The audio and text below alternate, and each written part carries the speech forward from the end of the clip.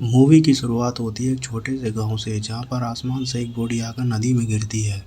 तभी एक छोटा बच्चा उस बॉडी को देख लेता है। तभी वो लोग उस बॉडी को गांव में ले आते हैं।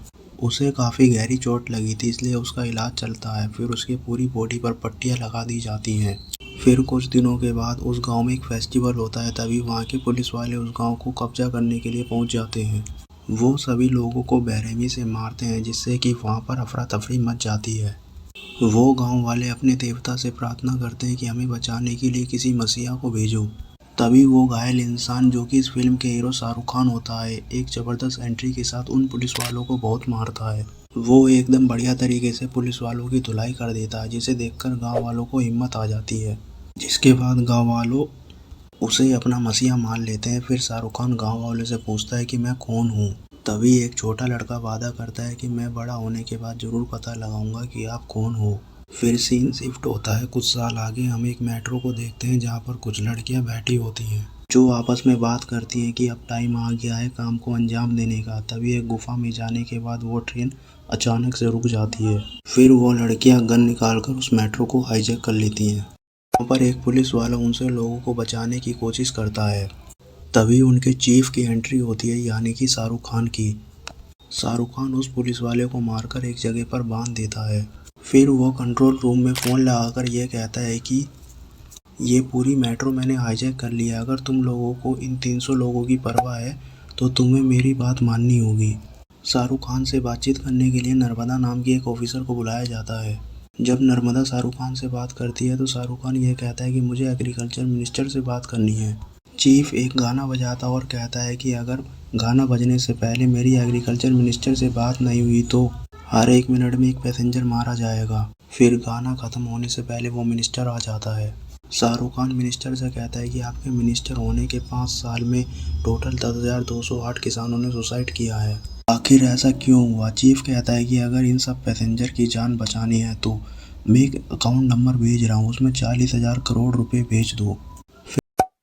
मिनिस्टर कहता है इतना सारा पैसा तो हमारे पास नहीं है। फिर चीफ कहता है कि तुम जिस बिजनेसमैन की मदद करते हो तुम उससे मांग लो।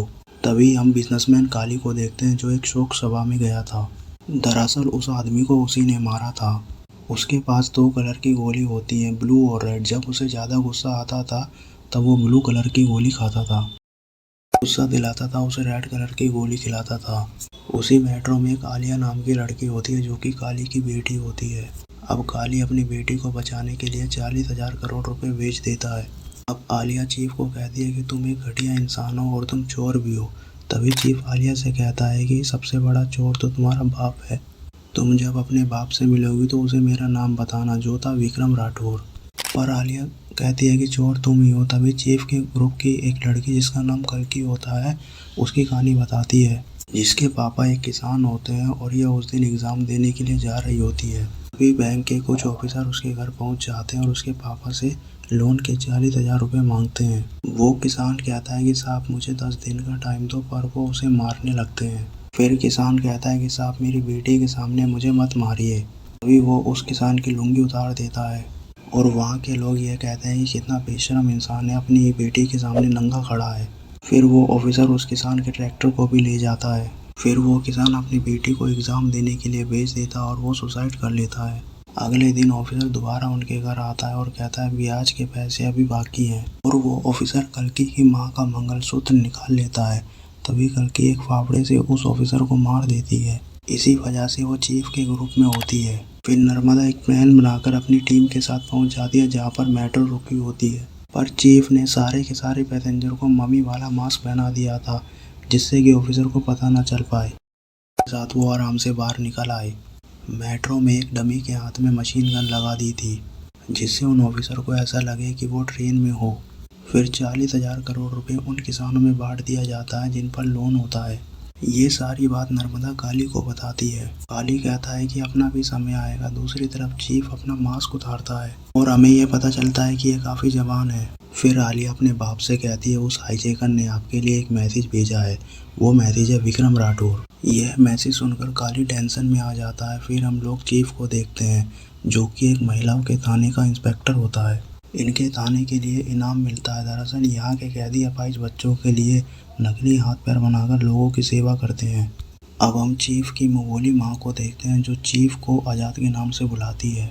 अब वो आज़ाद की शादी करवाने के लिए एक लड़की के घर पर जाती है, जहाँ पर हम एक छोटी लड़की को देखते हैं जो कहती है मेरी मॉम से पहले आपको मुझसे मिलना होगा। अगर मेरी हाँ होगी तभी आप मेरी मॉम से शादी कर सकते हो।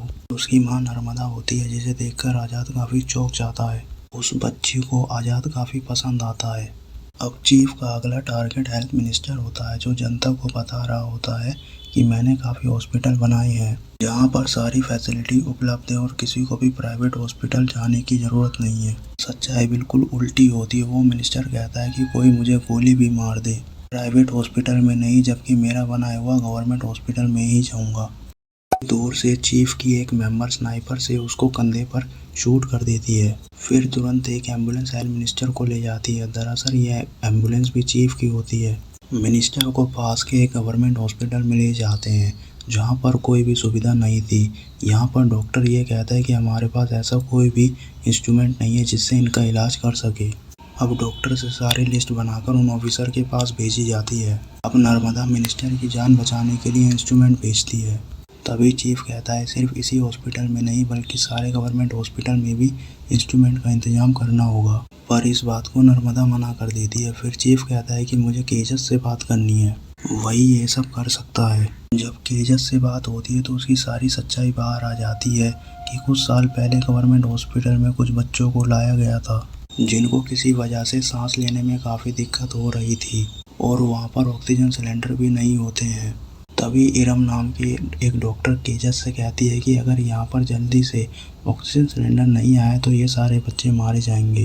केजस ये कहता है कि इसमें थोड़ा टाइम लगेगा क्योंकि छोटी से छोटी चीज़ों के लिए सबको पैसा खिलाना पड़ता है और मुझे भी अभी तक पैसे नहीं मिले हैं। इरम कहती है कि मैं हेल्थ मिनिस्टर से कंप्लेन करूंगी। केजस कहता है कि सबसे ज़्यादा तो पैसे उसी को खिलाने पड़ते हैं। हॉस्पिटल में सारे बच्चे मर जाते हैं और उल्टा इरम के ऊपर इल्ज़ाम लग जाता है। इसी वजह से वो चीफ के साथ मिल जाती है। ये सब बात पता चलने के बाद चीज़ों का इंतजाम हॉस्पिटल में हो जाता है। नर्मदा अपनी टीम के साथ उन्हें पकड़ने के लिए वहाँ पहुँच जाती है और वहाँ पर लड़ाई होने लगती है। लड़ाई के दौरान नर्मदा चीफ के मास्क को खींच लेती है। नर्मदा उसका चेहरा तो नहीं देख पाती है पर उस मास्क के अंदर उसके बाल आ जाते हैं और डीएनए टेस्ट से पता चलता है कि चीफ बूढ़ा नहीं बल्कि एक जवान आदमी है।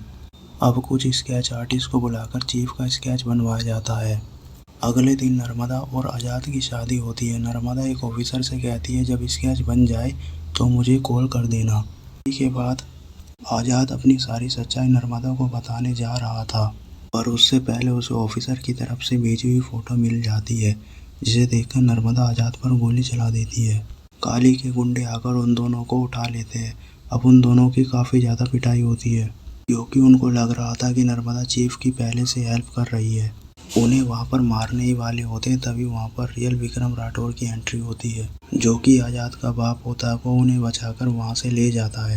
नर्मदा अपनी टीम से कहती है कि ये सारे कारनामे विक्रम राठौर और उसके बेटे ने किए हैं। उनके साथ जो लड़कियां मिली हैं मैंने उनका चेहरा देख लिया है, वो सभी जेल में और विक्रम राठौर का पता लगाने के लिए मुझे उन लड़कियों से बात करनी होगी। वो जेल में जाकर उन लड़कियों से कहती है कि आज़ाद अच्छा इंसान नहीं है, उसने मेरा इस्तेमाल करके फंसा दिया, इसी तरह वो तुम्हें भी मरवा देगा। तभी लक्ष्मी नाम की लड़की ये कहती है कि तुम्हें कुछ भी नहीं पता है। उसे एक बैक स्टोरी सुनाती है कि विक्रम राठौर पहले कमांडर थे और उनकी पत्नी का नाम दीपिका था। उसे पता चलता है कि उन लोगों को आतंकवादी बनाकर रखा हुआ है। फिर उन्हें ऑर्डर मिलता है कि उन्हें किसी भी तरह बचाना है। वो अपने साथियों के साथ गन वगैरह लेके वहाँ पर पहुँच जाते हैं पर सही समय पर उनमें से कोई सी भी गन वहाँ पर नहीं चलती है जिस वजह से सारे लोग घायल हो जाते हैं। उन सबको बचाने के लिए एक ऑफिसर अपनी जान देकर एक बम को आतंकवादियों के ऊपर फेंक देता है जिस वजह से बाकी के लोग बच जाते हैं। फिर मिशन कंप्लीट होने के बाद उन्हें मेडल दिया जाता है। तभी विक्रम राठौर कहता है कि हमें मेडल नहीं चाहिए क्योंकि ये सस्ते गन से हमारे सारे जवान मर जाते हैं। अभी हमें ये पता चलता है ये गन की सप्लाई कालीन ने की थी। वो विक्रम से कहता है मेरा गन A1 है, अब तुम लोगों को गोली ही चलानी नहीं आती तो तुम्हें अच्छे ऑफिसर को भेजूंगा जो तुम्हें सिखाएगा और जो मरे हैं उनके घर में पैसे भेज दूंगा। अब ये सुनकर विक्रम को बहुत गुस्सा आता है। वो गन उठाकर काली के ऊपर फायर कर देता है। काली यहाँ पर बहुत डर जाता है और सस्ता गन यहाँ पर भी नहीं चलता। अब इसके बाद काली की गन्स फैक्ट्री को बैन करने का ऑर्डर दिया जाता है। विक्रम रात में अपने घर दीपिका के साथ होता है, तभी काली के गुंडे उन पर हमला कर देते हैं। अब वो विक्रम को उठाकर ले जाते हैं। अब पीछे दीपिका रह जाती है। उसे पुलिस स्टेशन में बुलाकर कहा जाता है कि तेरा पति एक क्रिमिनल है और वो घर में ड्रग छुपाता है। वो ऑफिसर गालियां भी देने लगता है, जिससे कि दीपिका उसे मार देती है और अब उसे इस जुर्म के लिए फांसी देने के लिए लाया जाता है। सबको पता चलता है कि वो प्रेग्नेंट है। इंडियन लॉ के अकॉर्डिंग जिसको फांसी दी जाती है और वो लेडी प्रेग्नेंट हो तो जब तक उसका बच्चा 5 साल का नहीं हो जाता तब तक उसे फांसी नहीं दे सकते। अब काली दीपिका से जेल में मिलने आता है। वो दीपिका से कहता है कि फांसी देने के समय जीभ बाहर आ जाती है, आंखें बड़ी हो जाती है। ऐसा कहकर उसे डराने लगता है। दीपिका पूछती है कि विक्रम कहाँ है। काली कहता है कि तुम चिंता मत करो, मैंने उसे गोली मारकर प्लेन से नीचे फेंक दिया है। अब दीपिका का एक बेटा जन्म लेता है, वो भी जेल में ही रहता है। वो जब 5 साल का हो जाता है तब उसकी माँ उसे सारी बात बता देती है, जिसके बाद दीपिका को फांसी दे दी जाती है। ये सारी बात सुनकर नर्मदा आज़ाद की मदद करना चाहती थी। तभी उसका एक ऑफिसर कहता है कि मैं तुम्हारे लिए नहीं, काली के लिए काम करता हूँ, अब तुम्हें कोई भी नहीं बचा सकता। वहाँ पर लड़ाई होने लगती है और अब वहाँ पर आज़ाद पहुँच जाता है। वो नर्मदा को तो बचा लेता है पर लक्ष्मी मारी जाती है। अब ये सब प्लान बना के काली के पास जो पैसे आने वाले थे उसे ये लोग चुराने जाते हैं। वहाँ पर भी लड़ाई होने लगती है। ये लोग पैसों को तो पूरा चुरा लेते हैं पर विक्रम काली के हाथ लग जाता है। वहाँ पर उसकी काफ़ी धुलाई होती है। तभी दूसरी तरफ आज़ाद न्यूज़ पर लाइव आ रहा होता है। वो कहता है कि हमारे कब्जे पर महिलाओं का पुलिस थाना है, अगर तुम्हें बचाना है तो मेरी सारी बात माननी होगी। उससे बात करने के लिए संजय दत्त को बुलाया जाता है। संजय दत्त काफ़ी चालाक होता है, वो कोई भी बात नहीं सुनता है, उनके ऊपर हमला करवा देता है। उस थाने के अंदर पूरी 6000 लड़कियां गोलियों की बारिश कर देती हैं, जिससे कि संजय दत्त को उसकी बात माननी पड़ती है।